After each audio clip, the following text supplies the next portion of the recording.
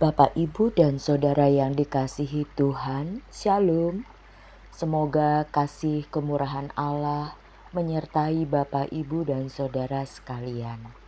Saat ini kita kembali akan membaca dan merenungkan firman Tuhan dalam program Renungan Harian GKPO Halim Perdana Kusuma pada Kamis 25 September 2025. Sebelum membaca firman Tuhan, mari kita berdoa. Ya Allah, sumber hidup kami bersyukur atas hari ini yang Engkau berikan kepada kami. Terima kasih atas nafas kehidupan, kesehatan, dan kedamaian yang kami rasakan hari lepas hari. Saat ini kami akan membaca dan merenungkan firman-Mu.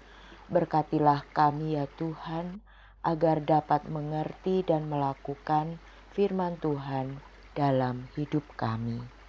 Amin.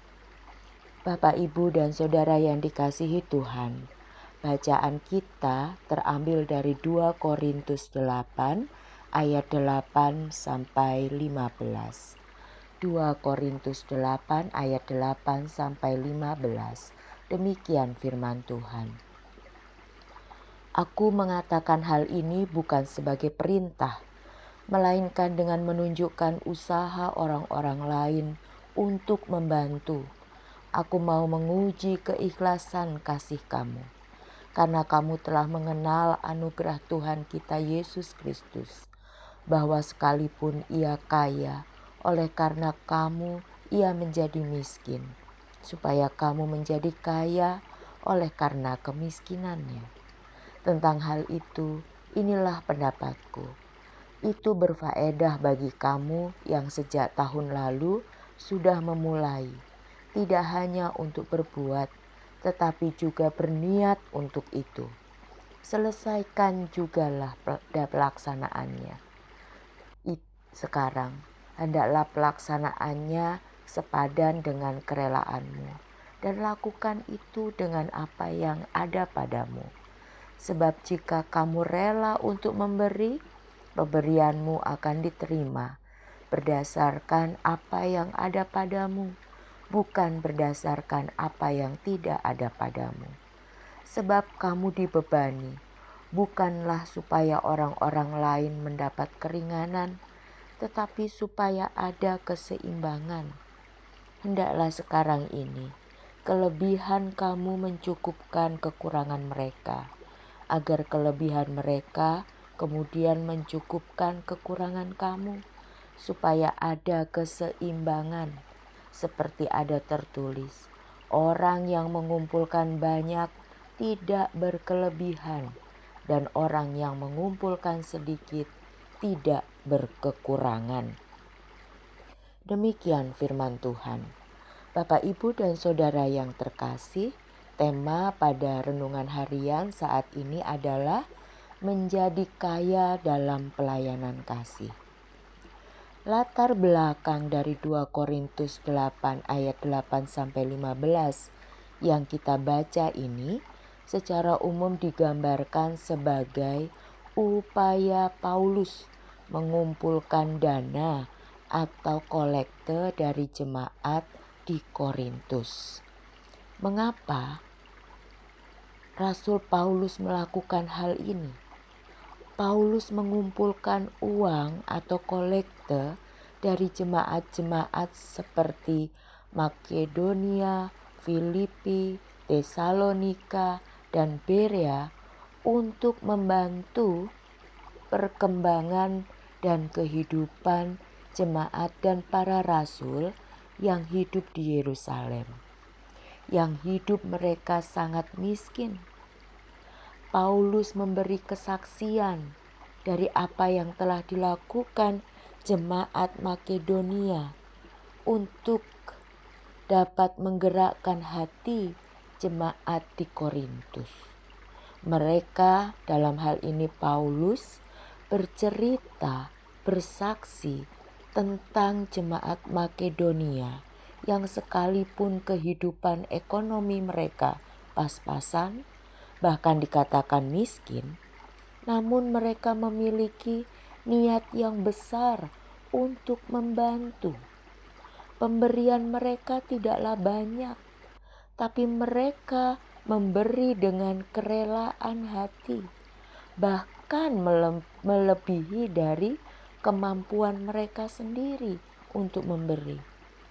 Walaupun Paulus menolak pemberian mereka, namun jemaat Makedonia memaksa Paulus untuk menerimanya, karena memang mereka ingin membantu sesamanya dan juga rasul-rasul yang melayani di Yerusalem. Apa yang dilakukan jemaat Makedonia bukan soal jumlahnya, melainkan kebesaran hati mereka untuk memberikan hidup mereka kepada Allah berdasarkan kehendak-Nya. Kita mungkin bisa bayangkan Bapak Ibu, jemaat Korintus juga punya keinginan untuk mengumpulkan persembahan bagi jemaat dan rasul-rasul di Yerusalem. Awalnya demikian, tetapi karena ada persoalan antara Paulus dengan orang-orang di Korintus, akhirnya mereka kurang berminat untuk membantu, untuk mengumpulkan kolektor. Salah satu alasan kenapa Titus diutus melalui surat yang ditulis Paulus kepada jemaat di Korintus adalah untuk menyelesaikan pelayanan kasih ini, untuk menggerakkan hati jemaat Korintus kembali dengan mengingat tujuan awal mereka. Tampaknya Paulus berbicara agak tegas kepada orang-orang di Korintus ini. Bukan persoalan karena tidak suka kepada Paulus, tapi mereka tidak mau mendukung pelayanan para rasul.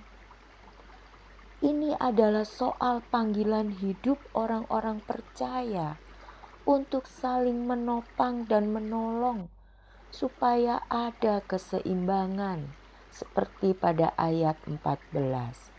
Hendaklah sekarang ini kelebihan kamu mencukupkan kekurangan mereka, agar kelebihan mereka kemudian mencukupkan kekurangan kamu.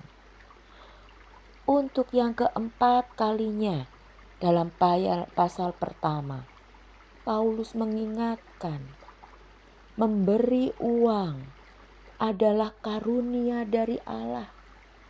Menerima pemberian adalah kesempurnaan dari karunia itu.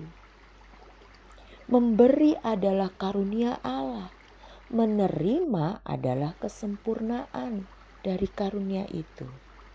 Paulus menggunakan kata ini dari bahasa Yunani kuno, caritas, untuk menggambarkan pemberian bantuan finansial. Kemampuan untuk memberi dan hati untuk memberi adalah karunia Allah. Seperti Kristus yang rela menjadi miskin walaupun ia kaya untuk kita, supaya kita kaya karena kemiskinannya.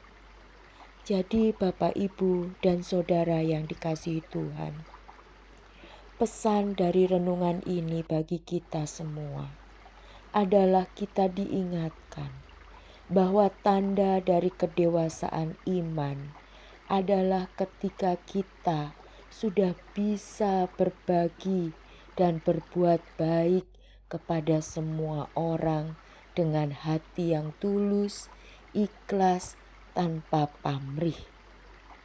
Karena itulah panggilan hidup kita sebagai orang-orang percaya. Bahkan sekalipun kita hidup dalam kekurangan, jangan menjadikan kekurangan kita sebagai alasan untuk tidak berbagi dan memberi bantuan. Panggilan hidup kita adalah berbagi dan memberi, karena itu adalah karunia Allah. dan bagi mereka yang menerima, itu juga adalah bentuk dari karunia Allah. Dengan demikian, kita akan menjadi kaya dalam pelayanan kasih. Ayat 15 mengatakan, orang yang mengumpulkan banyak tidak berkelebihan, dan orang yang mengumpulkan sedikit tidak berkekurangan. Mari kita menjadi umat Tuhan, orang-orang percaya yang kaya dalam pelayanan kasih kepada sesama. Mari kita berdoa. Di dalam hidup kami sudah menerima banyak berkat dari Tuhan.